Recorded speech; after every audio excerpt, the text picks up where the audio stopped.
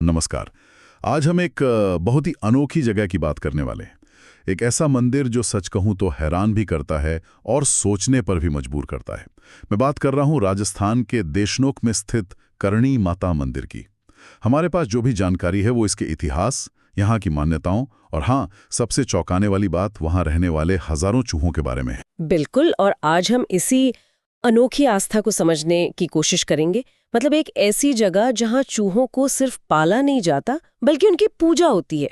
उन्हें काबा कहा जाता है। हाँ, काबा। तो चलिए इस अद्भुत जगह की कहानी परत दर परत खोलते हैं, समझने की कोशिश करते हैं। तो शुरुआत करते हैं करणी माता से। कौन थी वो, कहाँ से ये सब शुरू हुआ? देखिए, जो जानकारी मिलती है उसके हिसाब से उन्हें देवी दुर्गा का ही एक अवतार माना जाता है। अच्छा। हाँ, उनका जन्म हुआ था 1387 ईस्वी में चारण जाति में, जिन्हें पारंपरिक तौर पर कवि और इतिहासकार माना जाता है। उनका असली नाम रिद्धिबाई था। रिद्धिबाई, ओके। फिर ऐसा हुआ कि शादी के कुछ समय बाद ही उन्होंने घर छोड़ दिया। वो तपस्या और लोगों की सेवा के रास्ते पर चल पड़ी।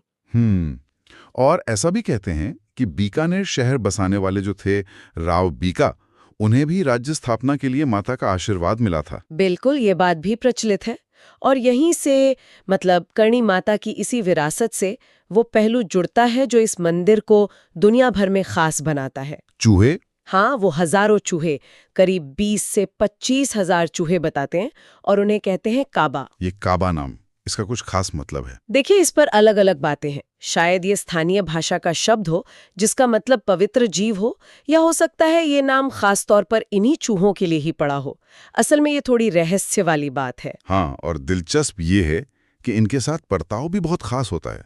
मतलब श्रद्धालु बड़े सम्मान से देखते हैं। बिल्कुल, उन्हें दूध, मिठाई, अनाज, जो भी प्रसाद होता है वो खिलाते हैं।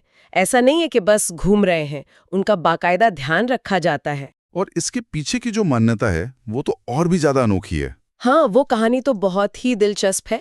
कहते हैं कि करणी माता के परिवार का कोई सदस्य, कुछ लोग कहते हैं उनके सौतेले बेटे लक्ष्मण थे, उनकी पानी में डूबने से मौत हो गई। ओह। तब माता ने मृत्यु के देवता यमराज से प्रार्थना की कि उसे फिर से जीवित कर दें।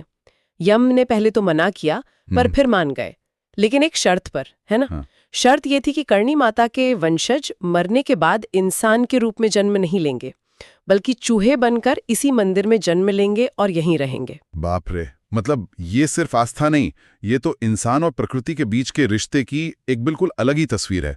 परिवार की पहचान शरीर से भी आगे। सही कहा। और इसी वजह से इन चूहों को इतना सम्मान मिलता है, क्योंकि वो सिर्फ चूहे नहीं, वो परिवार के सदस्य माने जाते हैं।